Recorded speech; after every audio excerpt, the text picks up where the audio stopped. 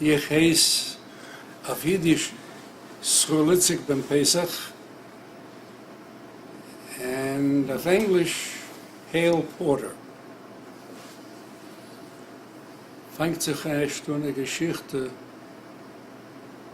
wie kommt Hale zu Srulitzik? Es ist eine lange Geschichte. Meine Eltern sind gekommen als Kinder 1921. Besinde. They didn't come together. They came as children with their own families in 1921.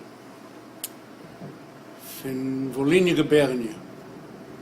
I asked my father once, are you from Russia? Are you from Ukraine? Are you from Poland? He said, what year are you talking about? The border changed every year. I suppose it could be the Polish-Ukrainian border.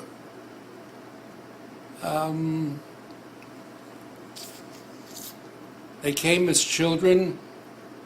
My mother met my father in they got married in 27. I was born in 1928, not 1828. And in Brooklyn, Gubernia. Williamsburg Maternity Hospital. I remember it well.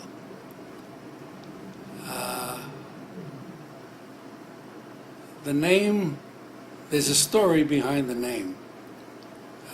As I said, my parents got married in 27. I was born in 1928, and shortly after midnight, July 1st, and the nurse came in and asked my mother, what's the baby's name? And she was still basically an immigrant girl, so she gave my Hebrew name, which was Yisrael. But in 1928, you didn't say Yisrael, you said it the old country way, also wie in the alte Heim. And so instead of Yisrael, she said Srul. So the nurse put down Saul, and my mother went home and named me Stanley. And all through my high school, I was Stanley. Although everybody called me Stan. A couple of my very close friends called me Stash. Sometime in 44 or 45, for those of you who don't know your history, there was a war on. And a call came out from the farms of upstate New York saying that because most of the farmhands were in the service, they needed high school kids to work on the farm. So Stanley, Shimshon Hagiba, Samson the Strong, I was going to go work on a farm. I needed a birth certificate. So I went down to the Board of Health in Brooklyn, and I asked for my birth certificate, and they said, what's your name? I said, Stanley Porter. They said, what's your father's name? I said, Philip. What's your mother's name? Eva. Uh-huh. I don't want this to come as a shock to your son, but your name is Saul.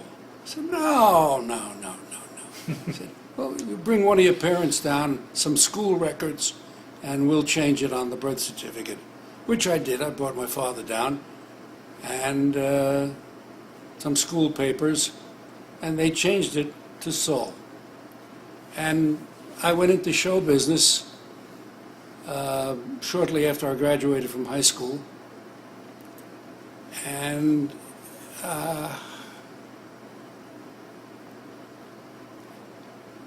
it was Stan Porter, successfully, I might add. I used it for quite a number of years. And then one day, I had a couple of people who were interested in my career, and one of whom was a professional numerologist. And he said, Stan Porter is, it's the Catskill Mountains, the one-night stands, You need a professional name. You got to change it. I said, it's been Stan Porter for too many years. I'm not going to change it. And about the same time, I found out that my manager was in reality my partner. So I went up to the office and I said, I'm leaving the office. He said, you can't start from scratch. I said, start from scratch. I'll show you what starting from scratch means. And I went back to this numerologist and I said, what's the formula? He said, well, you know, the usual, your birthday, the sign of the whatever was in the zodiac at the time, and the date, the hour of your birth, etc., etc. And I told him, I gave it to him. And he came back with 3 names. The first one was Hale, which sounded good. The second one I completely forgot. The third one was Haman. I said, no way. No way is it going to be Haman. My birth sign, he had to pick. And I chose Hale. So since 58, I guess it was, it's been Hale Porter. From 28 to 58. So how many years? 30. 30 odd years. No, it's more than that. 60. Anyway, it's been Hale Porter ever since. Relatively successful. I spent a few years doing the club dates, the one-night stands in the hotels, and played a lot of the clubs in the New York area. On my 40th birthday, I auditioned for a show which was running off Broadway. Jacques Brel is alive and well and living in Paris, and I was accepted for it. And it was on my 40th birthday that I auditioned, and the producer said, okay, so you'll play Chicago, you'll do Philadelphia. I said, wait a minute, I don't even know what the show's about. I haven't seen it. He said, oh, you come down tonight, you'll see the show. I said, today's my birthday. I was taking my wife out tonight. So he says, bring your wife. So I brought my wife and my daughter and sat through the show. And at intermission time, at the end of the song which ended the first act, I said to my wife, I can't afford not to do this show. And that night I signed the contract to do Jacques Brel is Alive and Well, living in Paris. And I traveled with that show in and out of New York, on the road back to New York, on the road back to New York, on the road back to New York for 8.5 years. One of the most successful things I've ever done. I'm not ashamed to say I've gotten reviews that some people would kill their grandmothers to get. And I was in it for 8.5 years, as I said.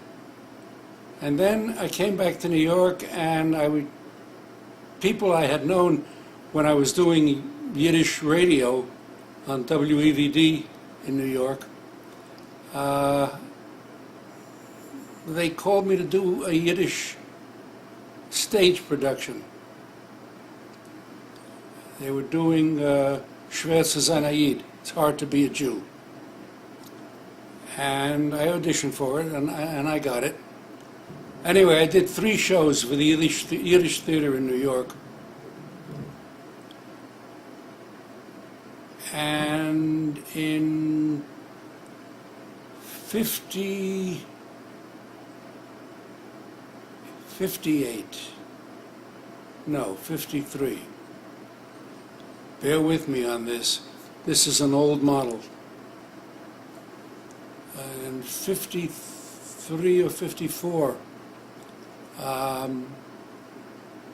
my wife had always said to me, you keep talking about going to California and trying the film and TV business. I said, when my youngest goes into college, I'll worry about me. And somewhere around there, I guess it was 53, 58,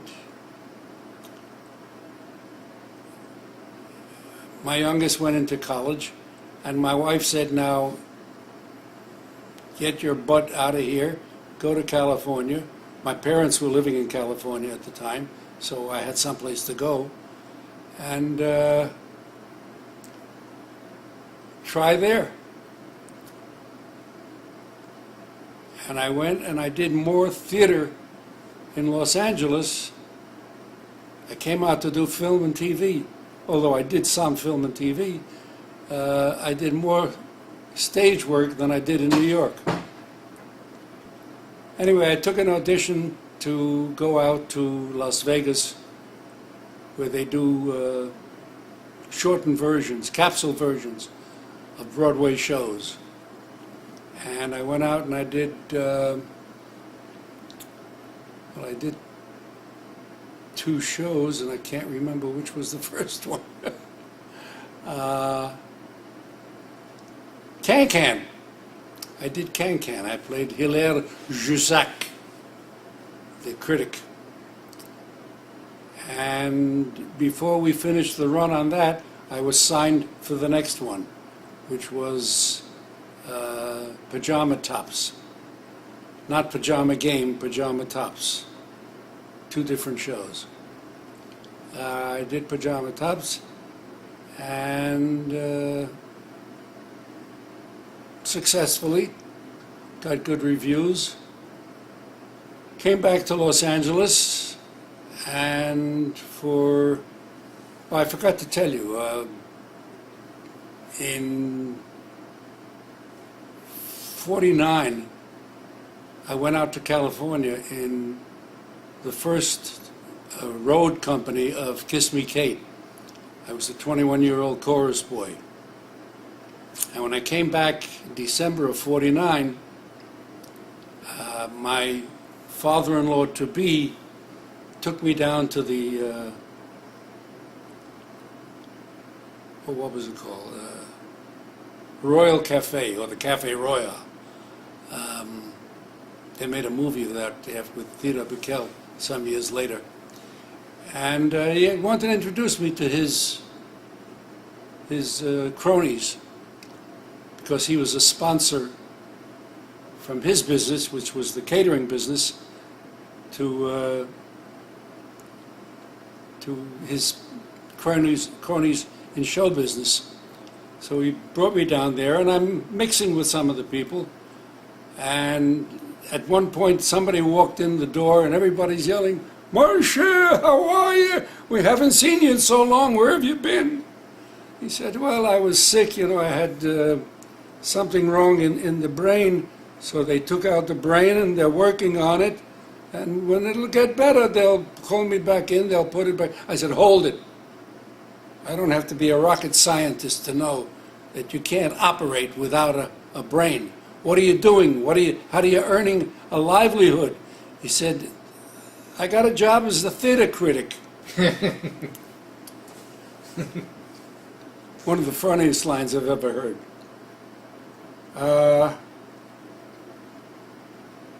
With my background and the deep baritone voice that I had at the time, everybody in the family wanted me to become a cantor. And I said, I'm not going to become a cantor. There's too much music in the world to concentrate on one realm of the music field. My girlfriend at the time, her grandfather was an Orthodox rabbi with the long white beard, as we say in Yiddish, a lange weiße Bart. And he too wanted me to become a cantor. And I said, I can't do it. And finally, my own rabbi from my little neighborhood storefront shul sat me down. He said, you don't want to be a cantor? Fine.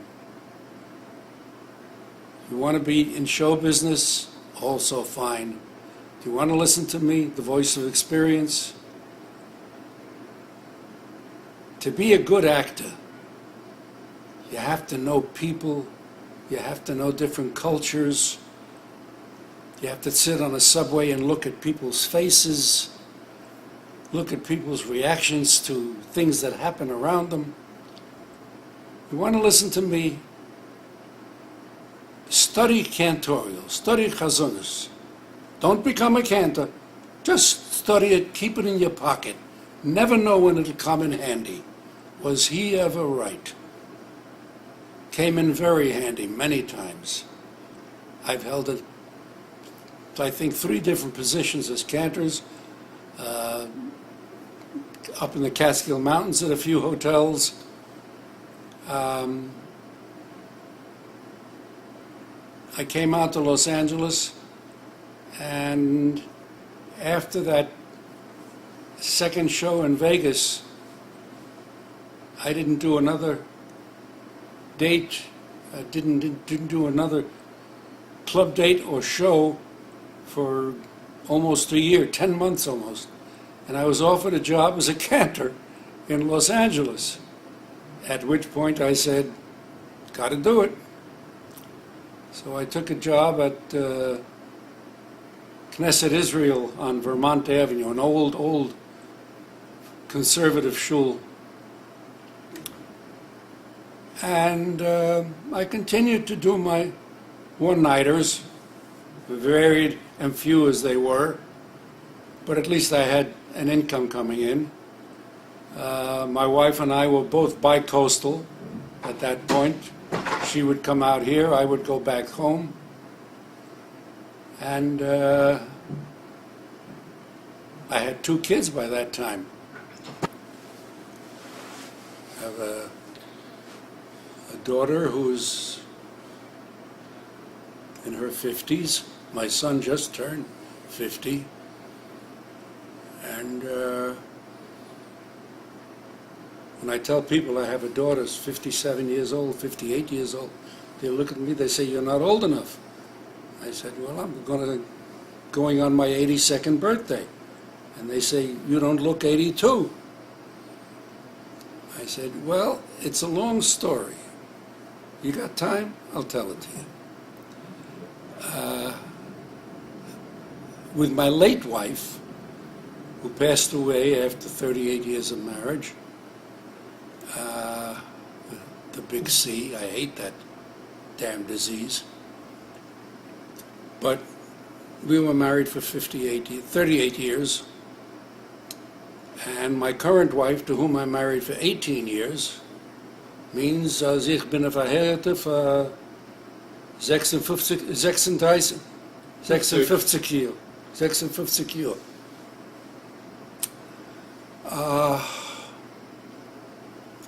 And with both wives, we came to an agreement.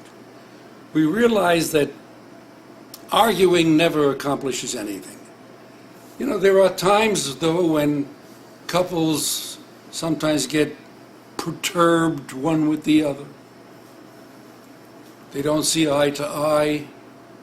Well, we made an agreement with both wives, with my late wife and my current wife. We made an agreement. It made no difference who started the argument, but to allow for a cooling off period, the other one would go for a walk. So after 56 years of my walking in the fresh air,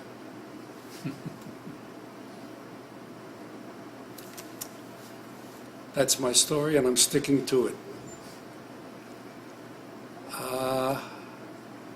I've got 3 grandchildren, of whom I'm very proud.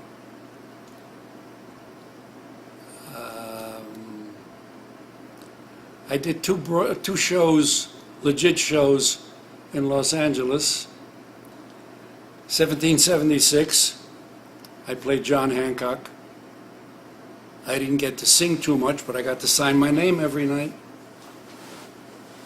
And Bittersweet with Shirley Jones. I'm not being a name dropper, it just happens to come out that way. I did. A funny thing happened on the way to the forum. I forgot the name of the role I played. I played Another Part of the Forest by Lillian Hellman.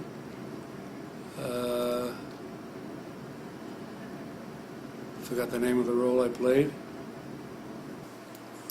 Ich gedenke, ich bin gewesen, efter 10, 11 Jahre alt.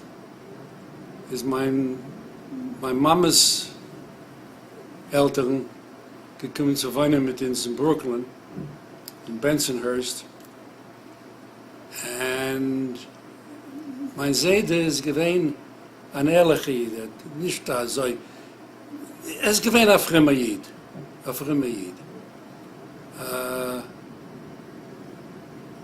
En pflegt gehen zu derselbe Schule an die 23.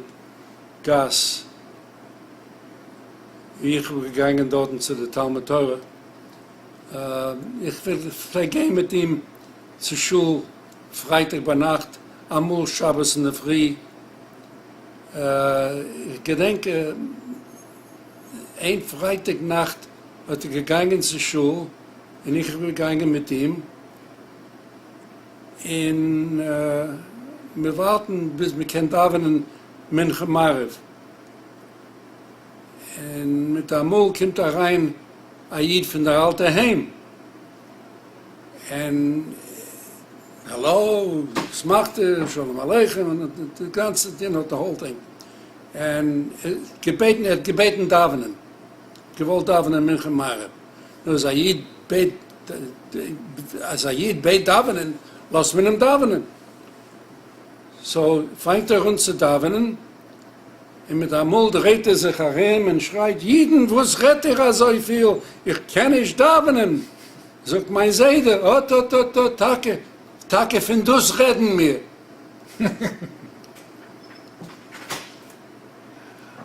It's my favorite Yiddish joke. When I was leaving my last Stelle als Chazen, we started auditioning a replacement for me. And once a month, somebody came in to audition for the position of Chazen. Once a month, somebody would come in to audition. And about 2 months before Yontif, the Yom Teufen, kommt da rein einer und fängt uns zu davenen Mincha.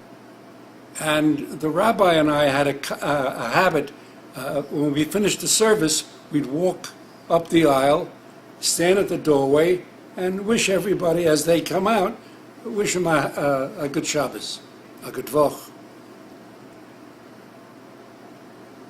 And everybody comes up and stands next to the rabbi and wishes him a good week, a good year, congratulates him on his sermon.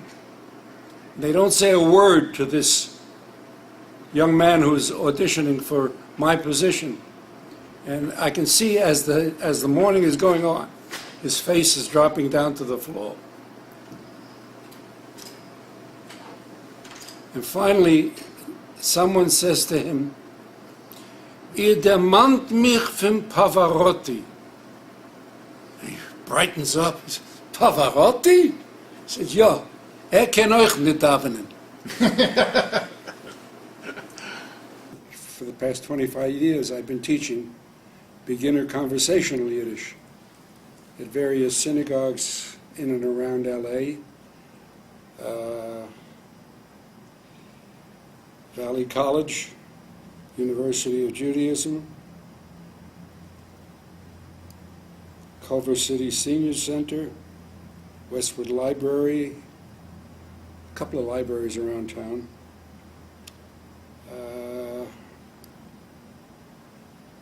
I do a lecture on the influence of Yiddish theater and Yiddish music on American culture, which has been quite profound.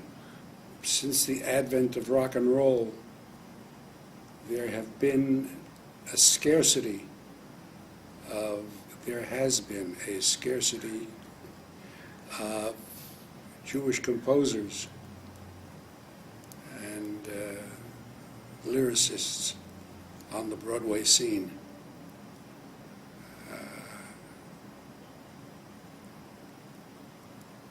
With minor exceptions. Minor. Leonard Bernstein, minor.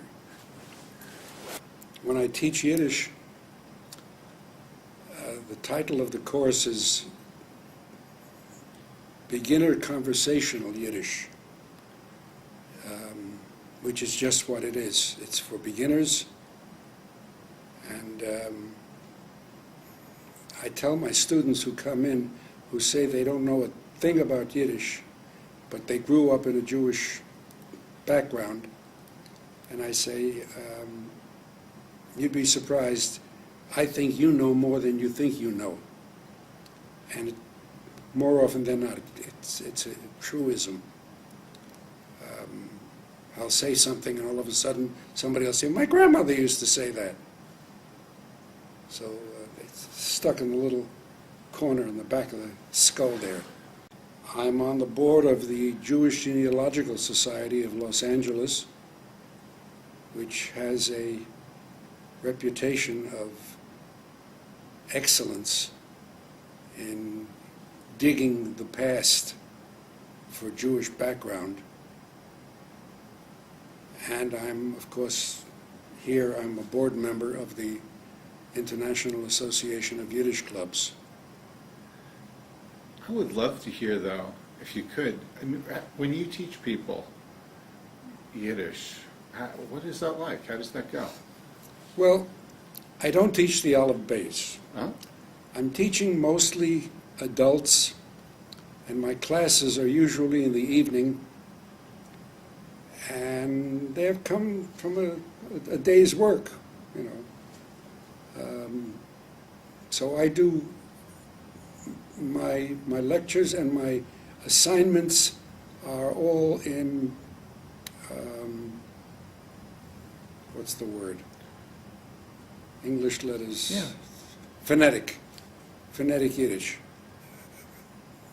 Yiddish phrases and everything I do in Yiddish is with English letters. And it's been quite effective. I run into people every once in a while and say, I took your course 20 years ago at such and such a temple. I said, I'd forgotten about that temple. Yeah, you're right. But I'm flattered that they remembered.